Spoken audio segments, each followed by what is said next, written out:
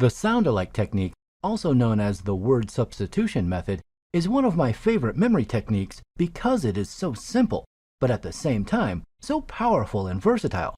It is the most appropriate technique for learning new words, regardless of whether they are difficult words in your native language or foreign words with which you aren't familiar. Unfamiliar words, like the Latin names and terms that you so frequently come across in subjects like biology, medical sciences, law, the names of places you have to remember in geography, foreign language words, and so on, do offer a lot of difficulties when you try to memorize them. But why is it so difficult to remember these strange words? Because they do not have a meaning for your brain when you read or hear them. If you hear a known word such as corn, your mind creates the image of a corn.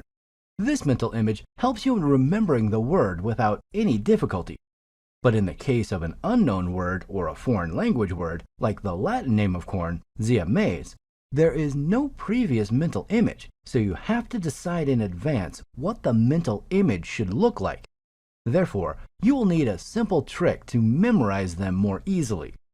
Before making mental images of the words for which you do not have a meaning, you should first create a sound-alike substitute for the word. This is a familiar word that sounds similar to the difficult word you want to remember. For example, you can remember the Latin name of corn, zea mays, by using the sound-alike, Siamese. If some of your associations produce words that don't quite match the correct pronunciation of the word, don't worry. Concentrate on the phonetic sound of a new word rather than how it is spelt. Just focus on the triggers that will remind you of the difficult word and leave the pronunciation details for later. Also, your sound-alike mnemonic doesn't need to include all the sounds of the word you want to memorize. Usually, it's enough to remember the beginning of words, and your brain will fill in the rest.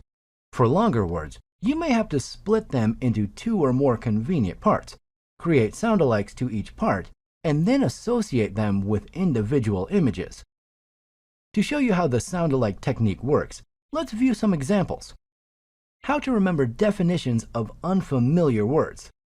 The word ballonophobia means an irrational fear of needles and pins, usually resulting in abnormal behavior and anxiety. The word comes from the Greek words bellon, meaning needle, and phobia, meaning fear.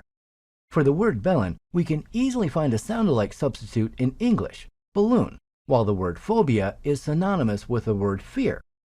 The fear of needles, ballonophobia, can be remembered by the sentence, "The balloon is afraid of needles." Similarly, the word claustrophobia, the fear of being enclosed in a small space, can be remembered by the sentence, "Santa Claus is afraid of tight chimneys."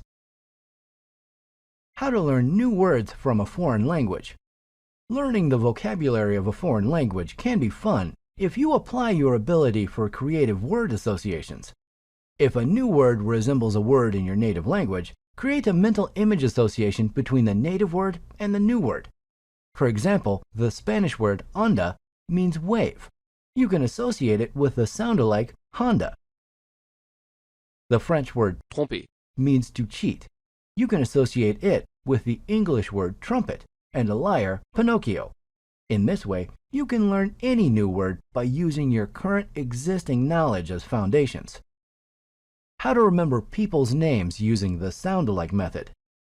Memorizing names is a general problem of our memory because names are abstract concepts and difficult to visualize for our brains. The solution is to transform the name, ever since you first heard it, into a concrete and memorable image. If you meet a person whose name has no meaning for you, the sound-alike method is perfect to memorize its name by breaking it down into a substitute word or idea. For example, if you meet Mr. Baldwin, you might think of a bald twin. In the same way, Bill could become a dollar bill, and Jane might become a chain. Just use the associations that come into your brain naturally. These are the ones your memory will find easiest to recall.